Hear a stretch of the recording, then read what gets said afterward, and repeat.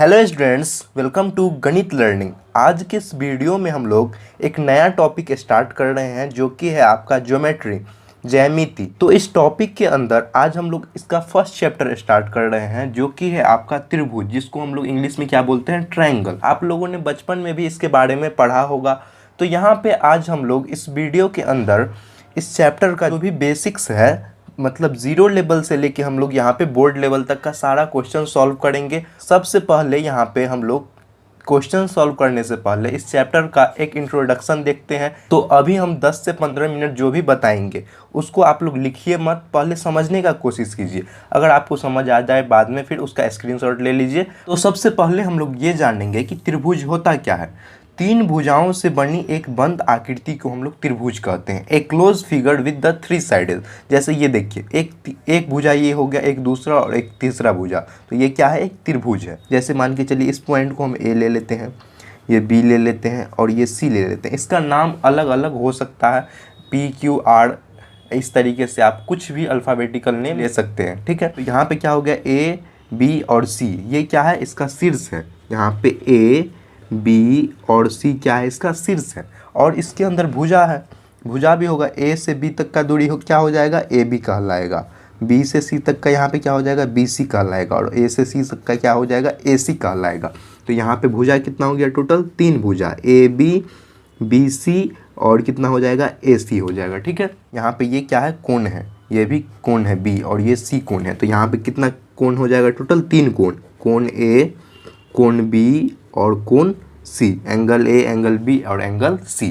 तो इस तरीके से यहाँ पे कितना कोण हो गया, तीन कोण हो गया। त्रिभुज जो है वो सबसे कम भुजाओं वाली बनने वाली एक बंद आकृति की बहुभुज है। जैसे मान के चलिए अगर हम दो लाइन का कुछ भी खींचते हैं तो ये तो फिर एक बंद नहीं होगा, लेकिन सबसे कम वाला जो चीज़ है, त्रिभुज जो होता है वो सबसे कम भुजा से बना हुआ एक बंद आकृति का एक बहुभुज भी कहलाता है। त्रिभुज के अंदर ये जो कोण है, ये तीनों कोण जो होगा उसका मान कितना होगा, 180 डिग्री होगा। त्रिभुज के अंदर जो तीनों कोण होता है उसका मान कितना होगा, 180 डिग्री होगा। तो ये बेसिक इसका बात है, बेसिक इतना पॉइंट है, ठीक है। नेक्स्ट पॉइंट को अब हम लोग देखते हैं कि क्या है। देखिए यहाँ पे त्रिभुज का डिस्ट्रीब्यूशन है, दो प्रकार से हम लोग बांटते हैं, एक कोण के आधार पे और एक भुजा के आधार। तो यहाँ पे सबसे पहले हम लोग देखेंगे कि भुजा के आधार पे types of triangle by side. तो यहाँ पे हम फर्स्ट में देखेंगे समबाहु त्रिभुज, इक्विलैटरल ट्रायंगल। ये त्रिभुज हम किसको कहते हैं, जिस त्रिभुज की तीनों भुजा आपस में क्या हो, बराबर हो, उससे हम क्या बोलेंगे, समबाहु त्रिभुज। और हम लोग नाम से ही स्पष्ट है यहाँ की समबाहु, मतलब कि जो इसका बाहु मतलब कि इसका भुजा कितना हो, समान हो, मतलब कि एक तीनों एक ही जैसा हो। जैसे इसको हम लेते हैं ए, इसको हम लेते हैं बी और इसको सी लेते हैं। तो तीनों भुजा आपस में, ये भुजा और ये भुजा, तीनों भुजा आपस में समान है, तो इसको हम लोग बोलेंगे समबाहु त्रिभुज। और इसका एंगल कितना होगा, एंगल 60 डिग्री, एंगल यहाँ पे ये 60 डिग्री होगा, ठीक है। समझ गए इतना। इसका फॉर्मूला भी बता देते हैं हम। इसका फॉर्मूला क्या होता है समबाहु त्रिभुज का, अगर परिमाप निकालना है तो 3 गुने भुजा और इसमें एरिया निकालना है तो √3/4 गुने भुजा। हालांकि इस चैप्टर में उसका यूज नहीं है हम लोग का, बस यहाँ पे समझने के लिए, इन्फॉर्मेशन के लिए हम यहाँ पे बता दिए। समद्विबाहु त्रिभुज, जिसको हम लोग इंग्लिश में क्या बोलते हैं, आइसोसेलेस ट्रायंगल। जिस त्रिभुज की दो भुजाएं आपस में बराबर हो, जैसे देखिए यहाँ पे क्या है, ये भुजा और ये भुजा आपस में बराबर है, तो ये क्या हो गया, समद्विबाहु त्रिभुज। जिस त्रिभुज की दो भुजा आपस में बराबर हो उस त्रिभुज को हम लोग क्या बोलेंगे, समद्विबाहु त्रिभुज। और इसके बराबर भुजाओं के सामने वाली भुजा दोनों कोण के बराबर हो, मतलब कि अगर ये कोण है तो ये कोण भी सेम होगा। मान के चलिए ये अगर 60 डिग्री का है तो ये भी 60 डिग्री का होगा, समझ गए। यहाँ पे इसको ए ले लेते हैं, इसको बी और इसको सी। जैसे समद्विबाहु, नाम से ही स्पष्ट है कि दो भुजा आपस में बराबर होगा, जिसमें कि ये भुजा और ये भुजा इसका बराबर है, समझ गए। फॉर्मूला क्या होता है, परिमाप होता है 2a + b। 2a कहने का मतलब कि अगर ये a है और ये a है तो ये a दोनों आपस में बराबर होगा और ये पॉइंट b है, तब इसका परिमाप आ जाएगा 2a + b। ये इसका परिमाप का फॉर्मूला है। और जब त्रिभुज में ये ए जो और ये दिया हुआ है, ए का माप क्या होगा, दोनों का बराबर होगा। अगर इसका सेंटीमीटर 5 सेंटीमीटर का तो ये भी 5 सेंटीमीटर का होगा, और ये जो बी वाला है वो अलग होगा, ठीक है। और इसका जब क्षेत्रफल हम लोग निकालते हैं तो क्या होता है, 1/2 गुने आधार गुने ऊंचाई। ये फॉर्मूला आपको आइसोसेलेस के लिए है। तीसरा में यहाँ पे है विषम बाहु त्रिभुज, जिसको इंग्लिश में क्या बोलते हैं, स्केलेंस ट्रायंगल। इसमें क्या होता है, जिस त्रिभुज की तीनों भुजा की लंबाई क्या हो, अलग अलग हो, तीनों भुजा की लंबाई अलग हो। जैसे मान के चलिए यहाँ पे हम ले रहे हैं ये ए, ये बी और ये सी। अगर ये 2 सेंटीमीटर का है तो ये अलग होगा, ये तीसरा भुजा भी अपने आप में अलग होगा, मतलब कि ये तीनों भुजा का जो लंबाई है वो अलग अलग होगा। और इसका जो कोण है, तीनों कोण, मतलब ये एंगल अलग, अगर 60 डिग्री का है, ये 50 डिग्री का है, ये 30 डिग्री का, इस तरीके से कुछ भी आप मान सकते हैं कि तीनों एंगल जो है इसका अलग अलग होगा। ठीक है, ये विषमबाहु त्रिभुज के लिए है। और इसका जब परिमाप निकालेंगे तो ए से बी तक का जो वैल्यू है वो ए बी हो जाएगा, यहाँ से बी सी, और यहाँ पे क्या है ए सी। तो हम लोग जानते हैं कि तीनों यहाँ पे अलग है, तो परिमाप निकालने के लिए तीनों को अगर जोड़ेंगे तो ये क्या हो जाएगा, A B plus B C plus A C. ये फॉर्मूला किसके लिए है, इसके परिमाप के लिए। और इसका क्षेत्रफल क्या होगा, 1/2 गुने आधार गुने ऊंचाई। और अगर यदि यही त्रिभुज में दिया हुआ जो कोई भी इसमें से फॉर्मूला जो तीनों बताए हैं, ये फॉर्मूला कोई भी अप्लाई ना हो, मतलब कि नहीं लगे, तो तब फिर हम लोग कौन सा फॉर्मूला लगाएंगे। तब हम लोग एक एरिया ऑफ ट्रायंगल जो पढ़े थे क्लास 9th में, आप लोग पढ़े होइएगा, हीरोन का सूत्र, जो कि फॉर्मूला क्या होता था, s into s minus a into s minus b into s minus c. और s हम लोग कैसे निकालते थे, a plus b plus c by 2 से। तो वो फॉर्मूला आप वहाँ पे लगा के फिर आप एरिया ऑफ ट्रायंगल निकाल सकते हैं, मतलब त्रिभुज का क्षेत्रफल निकाल सकते हैं। ये यहाँ पे अभी हम भुजा के आधार पे बताए हैं कि किस तरीके से होता है। अब हम लोग देखेंगे इसका नेक्स्ट, जो कि है कोण के आधार पे। कोण के आधार पे त्रिभुज को किस किस प्रकार से हम लोग बांट सकते हैं। जैसे types of triangle bye angle, यहाँ पे हम लोग कोण के आधार पे देखेंगे किस तरीके से बांटते हैं। तो इसमें पहला है यहाँ पे न्यून कोण त्रिभुज, जिसको इंग्लिश में क्या बोलते हैं, acute angle triangle. Acute angle triangle, जिस त्रिभुज का प्रत्येक आंतरिक कोण 90 डिग्री से कम हो। जैसे मान के चलिए यहाँ पे हम ये त्रिभुज ले रहे हैं ए बी सी, तो इसका कोण 90 डिग्री से कम है, मतलब ये 60 डिग्री का है, ये भी 60 डिग्री का है, ये भी 60 डिग्री का है। तो ये क्या है, आपका न्यून कोण कहलाएगा, जिसका प्रत्येक कोण क्या हो, 90 डिग्री से कम हो। ठीक है, लेकिन 0 डिग्री से बड़ा होना चाहिए, 0 डिग्री से बड़ा होना चाहिए और 90 डिग्री से कम हो, तो वो क्या कहलाएगा, न्यून कोण त्रिभुज। सेकंड है यहाँ पे समकोण त्रिभुज, राइट एंगल ट्रायंगल। इसका क्या होता है, जिस त्रिभुज का कोई एक आंतरिक कोण 90 डिग्री मतलब समकोण होता हो, तो उसे क्या बोलेंगे हम, समकोण त्रिभुज। जैसे यहाँ पे ए, ये बी और ये सी लेते हैं, तो इस तीनों में आप देखिए कि कोई भी एक कोण 90 डिग्री, कौन सा है, ये वाला कोण 90 डिग्री का है, तो ये क्या हो जाएगा, ये कोण 90 डिग्री का है, तो ये क्या हो जाएगा, आपका एक समकोण त्रिभुज कहलाएगा। तीसरा देखेंगे जो कि अधिक कोण, जिसमें इंग्लिश में क्या बोलते हैं, ऑब्ट्यूज एंगल ट्रायंगल। जैसा कि नाम से ही स्पष्ट है, अधिक कोण, जिस त्रिभुज का कोई एक कोण क्या हो, 90 डिग्री से अधिक हो। जैसे ये कोण देखिए यहाँ पे, ये ए, ये बी और ये हम सी ले रहे हैं, तो यहाँ पे जो ये कोण है, इसका एंगल ये कितना है, 90 डिग्री से ज़्यादा है, जो कि आपको दिख रहा है। तो यहाँ पे क्या है, 90 डिग्री से ज़्यादा होना चाहिए। ठीक है, तो वो कोण क्या कहलाएगा, आपका अधिक कोण कहलाएगा। यहाँ पे हम लोगों ने भुजा के आधार पे और कोण के आधार पे देख लिया कि त्रिभुज कितने प्रकार के होते हैं। अब हम लोग चलते हैं मेन टॉपिक पे, जो कि आपका क्लास 9th में भी आप लोग पढ़े होइएगा, कॉन्ग्रुएंट और सिमिलियर फिगर के बारे में। सर्वांगसम आकृति और समरूप आकृति, ये क्लास 9th में आप लोग पढ़े होइएगा, और यहाँ पे आज क्लास 10th में ये चीज़ है। तो इस दोनों को हम लोग यहाँ रिलेट करके बताएंगे कि क्या आप लोग को समझ में बहुत ही अच्छे तरीके से आ जाए। देखिए अब यहाँ पे सर्वांगसम आकृति, जिसको हम लोग कॉन्ग्रुएंट फिगर कहते हैं, ये क्या होता है, जब दो ज्यामितीय आकृतियाँ, मतलब जो भी ज्योमेट्रिकल फिगर हो, ट्रायंगल हो, रेक्टेंगल हो, या इसी तरीके से आप जैसे त्रिभुज, चतुर्भुज, पंचभुज, खष्टभुज जो भी होता है, उसको हम लोग क्या बोलते हैं, ज्यामितीय आकृतियाँ, ज्योमेट्रिकल शेप अलग अलग टाइप का होता है, जो एक ही आकार की हो और आमाप की हो, तो ये सर्वांगसम कहलाएगी। मतलब कि उसका शेप भी सेम हो और साइज भी सेम हो, तो उसको हम लोग सर्वांगसम कहते हैं। सर्वांगसम कहने का मतलब कि सभी अंगों से समान, जैसा नाम से यहाँ पे स्पष्ट हो रहा है कि सर्वांगसम मतलब कि सभी अंगों से समान हो, जैसा एक हो सेम वैसा ही दूसरा हो, तो उसको हम लोग क्या बोलेंगे, सर्वांगसम आकृति। जैसा कि दो त्रिभुज सर्वांगसम तब कहे जाएंगे जब उसका आकार और आमाप मतलब कि शेप और साइज दोनों सेम हो। आकार कहने का मतलब अगर त्रिभुज है तो उसका शेप क्या होगा, त्रिभुज की तरीके क्या होगा, त्रिभुज ही होगा, है ना, 3 भुजाओं से घिरा होगा। और साइज कहने का मतलब कि उसका भुजा क्या है, कोण क्या है, वही चीज़, मतलब उसका भुजा कोण सेम होगा तो और उसका आकार क्या होगा, सेम होगा, तब हम उसको क्या बोलेंगे, सर्वांगसम आकृति बोलेंगे, मतलब कि कॉन्ग्रुएंट फिगर बोलेंगे। दूसरा यहाँ पे हम लोग देखेंगे समरूप आकृति, जिसको क्या बोलते हैं हम लोग, सिमिलियर फिगर। जब दो ज्यामितीय आकृतियां जो समान आकार की हो लेकिन भिन्न आमाप की हो। यहाँ पे देख लीजिए, यहाँ पे क्या बोल रहा है, भिन्न आमाप। कहने का मतलब कि जो उसका साइज हो वो क्या हो, अलग हो। मतलब इसका साइज क्या है, अलग है, लेकिन इसका जो शेप है, इसका शेप क्या होगा, सेम होगा। लेकिन यहाँ पे क्या था कि शेप और साइज दोनों सेम था। ठीक है, ये आप लोग 9th में पढ़े होइएगा। लेकिन यहाँ पे आज हम लोग समरूप आकृति के बारे में ही इस चैप्टर में पढ़ेंगे। इस चैप्टर में हम लोग जिस फिगर के बारे में बात करेंगे वो क्या होगा, समरूप आकृति। समरूप आकृति मतलब समरूप त्रिभुज के बारे में बात करेंगे। अब इस दोनों के बीच हम लोग डिफरेंस देखने के लिए यहाँ पे एक एग्जाम्पल से बता रहे हैं। देखिए यहाँ पे दो फिगर है, दो फोटो आपको दिख रहा है, वो दोनों फोटो का साइज क्या है, सेम है।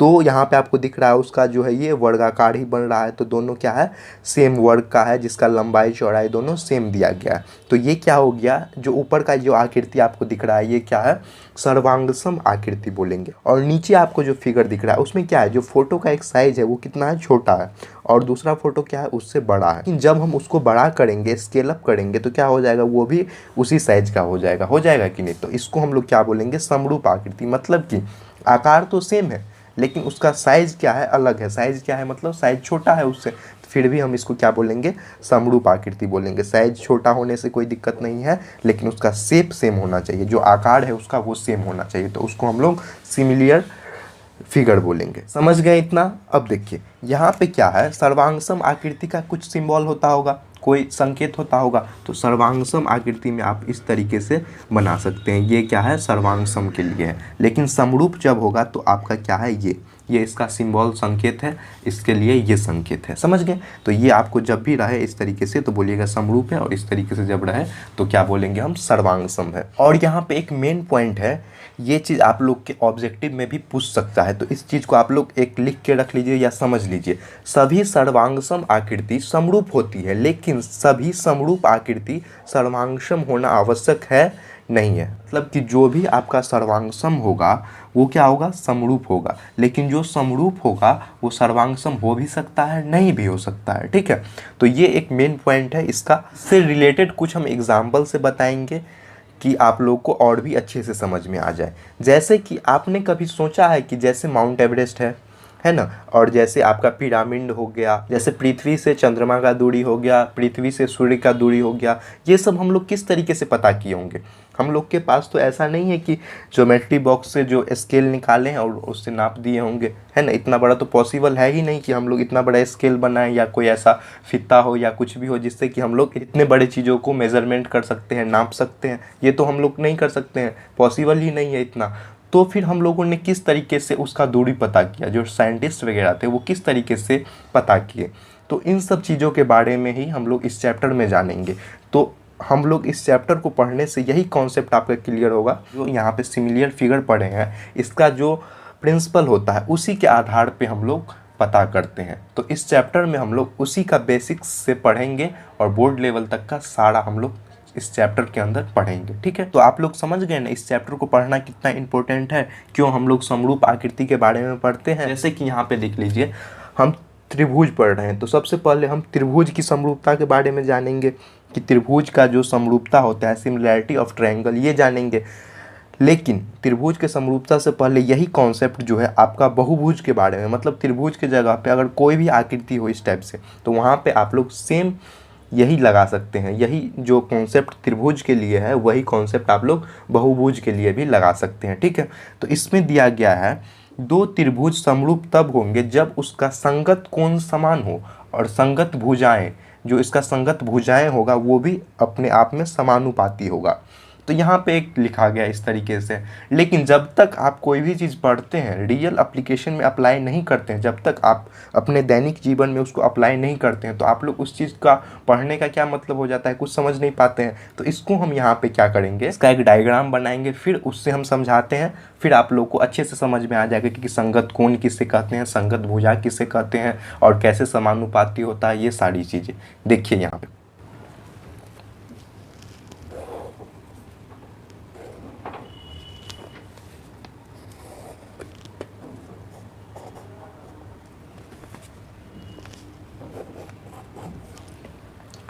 अब देखिए यहाँ पे हम एक त्रिभुज बना लिए, एक त्रिभुज के अंदर एक और त्रिभुज है, इस तरीके से बना लिए। तो यहाँ पे सबसे पहले हम इसका नाम लिख लेते हैं। ये त्रिभुज का नाम ए, इसको बी, इसको सी, इसको डी, इसको ई और इसको एफ। नाम से कोई भी दिक्कत नहीं है, यहाँ पे P Q R S T U कुछ भी ले सकते हैं, उसके लिए कोई दिक्कत नहीं है। तो हम यहाँ पे क्या बोलेंगे, अगर त्रिभुज ए बी सी और क्या बनाए हम त्रिभुज D E F, D E F समरूप कब होंगे, ठीक है, समरूप कब होंगे ये हम लोग कैसे पता करेंगे। तो ये पता करने के लिए समरूप कब होगा, जब उसका संगत कोण समान होगा। तो यहाँ पे हम चेक करेंगे संगत कोण समान है कि नहीं। संगत कोण कहने का मतलब कि ये कोण एंगल ए और एंगल डी अगर बराबर हो जाएगा। फर्स्ट केस क्या बोल रहा है कि एंगल ए बराबर क्या होगा, एंगल डी से। कोण ए बराबर होना चाहिए कोण डी से, कोण बी बराबर होना चाहिए कोण ई से, मतलब कि कोण बी बराबर होना चाहिए कोण ई से, और कोण एफ बराबर होना चाहिए कोण सी से, मतलब कि कोण यहाँ पे क्या है, सी बराबर होना चाहिए कोण एफ से, ठीक है। तो फर्स्ट आपका यही बोल रहा है, संगत कोण समान कहने का मतलब कि ये कोण समान हो गया। अब बोल रहा है संगत भुजाएं समानुपाती हो, क्या है ए बी और यहाँ पे क्या है डी ई, तो ये क्या है आपस में संगत भुजा है। तो यहाँ पे क्या हो जाएगा, ए बी बट्टे डी ई बराबर होना चाहिए किसके, संगत भुजाएं बी सी और ई एफ के, तो बी सी बट्टे ई एफ के। और यहाँ पे क्या हो जाएगा, ए सी संगत किसके बराबर है, यहाँ पे सी डी के बराबर। तो यहाँ पे क्या हो जाएगा, ए सी बट्टे यहाँ पे क्या है डी एफ, ए सी बट्टे डी एफ, ए सी बट्टे डी एफ, ये क्या है इसके लिए संगत भुजा है। तो ये दोनों केस अगर सेटिस्फाई कर देगा, संतुष्ट कर देगा इसको और इसको, ठीक है, तो हम लोग क्या बोलेंगे कि त्रिभुज ए बी सी संगत भुजाएं यहाँ पे समानुपाती करने का मतलब ये बराबर होना चाहिए, और संगत कोण कहने का मतलब ये बराबर होना चाहिए। समझ गए आप लोग। तो अगर ये दोनों, अगर अपने आप में ये दोनों चीज़ बराबर हो रहा है, जब भी आप क्वेश्चन सॉल्व करते हैं, जो भी आपको डाटा दिया रहा है, जो भी आंकड़ा दिया रहा है जिससे आप लोग मेजरमेंट करते हैं, मान के चलिए ये 60 डिग्री का है तो ये भी 60 डिग्री का होगा, ठीक है। अगर ये दोनों बराबर हो रहा है तो ये चीज़ क्या कहलाएगा, त्रिभुज समरूप कहलाएगा। अगर त्रिभुज समरूप है तो उसको हम लोग किस तरीके से लिखेंगे, क्या है ए बी सी, त्रिभुज ए बी सी क्या है, समरूप है त्रिभुज डी ई एफ के, त्रिभुज डी ई एफ के, ये दोनों क्या है अपने आप में समरूप है। समझ गए। अब हम लोग देखेंगे कि त्रिभुज की समरूपता की कसौटी, सिमिलैरिटी क्राइटेरिया ऑफ ट्रायंगल, किस किस तरीके से हम लोग बोल सकते हैं कि कोई भी त्रिभुज क्या होगा, समरूप कब होगा। तो सबसे पहले यहाँ पे हम देख रहे हैं जो ए समरूपता जो होता है त्रिभुजों की, ए मतलब कि एंगल समरूपता की कसौटी क्या बोल रहा है, ये बोल रहा है कि यदि दो त्रिभुज में संगत कोण बराबर हो तो उनकी संगत भुजाएं एक ही अनुपात में समानुपाती होती है, इसलिए ये त्रिभुज क्या कहलाएगा, समरूप कहलाएगा। तो सबसे पहले यहाँ पे हम दो त्रिभुज बना के उदाहरण से समझाते हैं। देखिए यहाँ पे हम दो त्रिभुज बना लेते हैं इस तरीके से। यहाँ पे क्या हो गया, दो त्रिभुज है, ठीक है। इसका कुछ नाम रख दीजिए, जैसे मान के चलिए इसका नाम ए बी सी ले लेते हैं, इसका हम पी, ये क्यू और ये आर ले लेते हैं, पी क्यू आर कैपिटल ही ले लेते हैं। तो देखिए अगर ये कोण 50 डिग्री का है, ठीक है, ये भी सेम वही है 50, ये अगर 60 डिग्री का है तो ये भी अगर 60 डिग्री का है, ठीक है। ये दो त्रिभुज में उसके संगत कोण बराबर है तो उसको हम लोग क्या बोलेंगे, त्रिभुज का ये समरूपता है। तो ये किस कसौटी से हो गया, ये हो गया आपका त्रिभुज ए बी सी समरूप है त्रिभुज किससे, पी क्यू आर से, त्रिभुज पी क्यू आर से। ये कौन से कसौटी से हो गया, एंगल कसौटी से, मतलब यहाँ पे ए कसौटी लगा है, ठीक है। ये भी एक रहता है, अभी हम लोग पढ़े थे कि त्रिभुज के अंदर जो कोण होता है, टोटल जो इसके अंदर का कोण होता है, तीनों कोणों का योग कितना होता है, 180 डिग्री।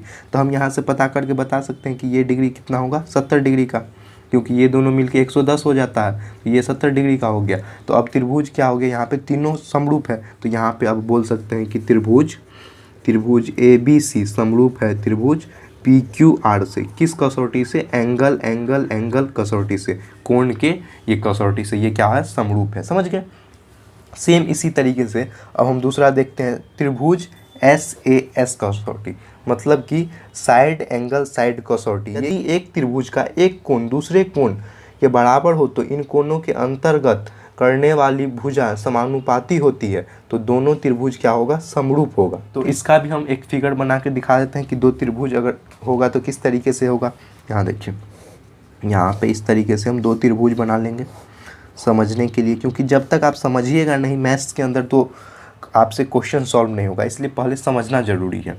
यहाँ पे ए, ये बी, ये सी, इसको हम पी लेते हैं, इसको क्यू और इसको आर लेते हैं। तो अगर ये एंगल कितना है 50 डिग्री का, तो ये भी एंगल कितना होगा 50 डिग्री का। ठीक है, ये चीज़ बोल रहा है यहाँ के बीच के एंगल से। अगर देखिए बीच में तो एंगल हो गया और दोनों साइड क्या होना चाहिए, साइड होना चाहिए। ये चीज़ देखिए, साइड एंगल साइड में, बीच में तो एंगल हो गया, दोनों साइड साइड, मतलब कि ये ए बी का जो होगा और जो पी क्यू का होगा, ये दोनों क्या होना चाहिए, समानुपाती होना चाहिए। और जो ए सी होगा वो पी आर के समानुपाती होना चाहिए। मान के चलिए यहाँ पे हम कोई नंबर लेते हैं, इसका नंबर 2 लेते हैं, इसका 4 लेते हैं, इसका 6 लेते हैं और इसका 12 लेते हैं, तो ये दोनों क्या समानुपाती है, ये चीज़ हम चेक कर लेंगे। यहाँ से चेक कीजिए, यहाँ से कोण ए बराबर होगा कोण पी के, जो कि है यहाँ पे कोण ए बराबर कोण पी के है। तो यहाँ पे हम चेक कर लेते समानुपाती, मतलब ए बी पी क्यू के समानुपाती है, तो A B by P Q मतलब 2/4 हो जाएगा। काटिएगा तो कितना होगा 1/2। और यहाँ पे चेक कीजिए क्या है, ए सी बट्टे क्या होगा, पी आर होगा। ये कितना है आपका 6/12, 6/12 जब काटिएगा तो कितना होगा 1/2 आएगा।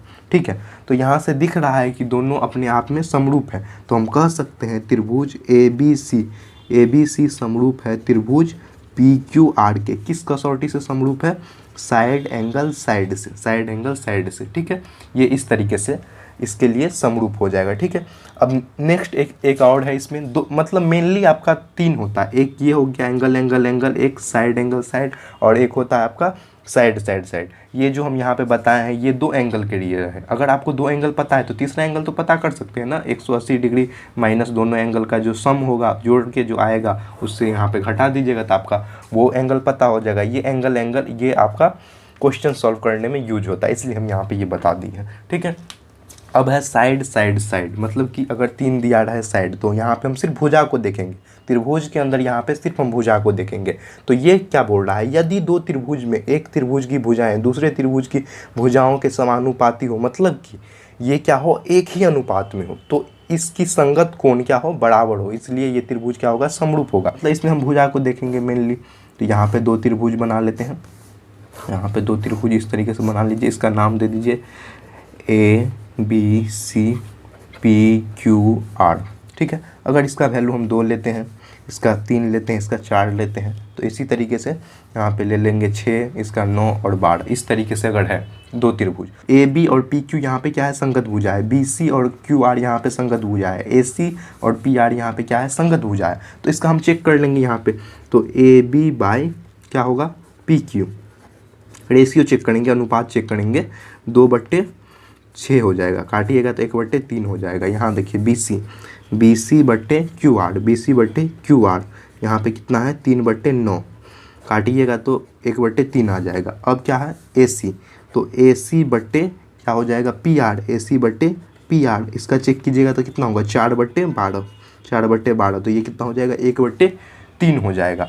तो इस तरीके से आपको क्या दिख रहा है, ये तीनों क्या है, सेम अनुपात में आ रहा है। मतलब A B equal to P Q equal to B C by Q R, और ये इक्वल क्या हो जाएगा ए सी और पी आर के, मतलब कि तीनों का अनुपात सेम आ रहा है। तो हम क्या बोलेंगे, त्रिभुज ए बी सी समरूप है त्रिभुज पी क्यू आर से। किस कसौटी से है, साइड साइड साइड की कसौटी से। समझ गए। तो इस सब के ऊपर हम सारा क्वेश्चन सॉल्व करेंगे तो आप लोग को और भी अच्छे से समझ में आएगा। Thanks for watching this video. मिलते हैं फिर नेक्स्ट वीडियो में। अगर आपने इस वीडियो से कुछ भी नया सीखा है तो प्लीज़ अपने दोस्तों के साथ शेयर करें, चैनल को सब्सक्राइब करें, और अगर आप लोग को समझने में कोई भी डाउट, कोई भी कन्फ्यूज़न आया हो तो उसको कमेंट सेक्शन में ज़रूर से बताएं। और अगर आप लोग को इस तरीके का और भी सारा चैप्टर्स का वीडियो चाहिए तो उसका आपको चैनल पर सारा मिल जाएगा। डिस्क्रिप्शन बॉक्स में उसका लिंक है। सारा चैप्टर का एक एक क्वेश्चन का वीडियो इस बुक का सारा अवेलेबल है, भारतीय वन बुक का, तो वो चीज़ आप लोग वहाँ से देख सकते हैं। मिलते हैं फिर नेक्स्ट वीडियो में।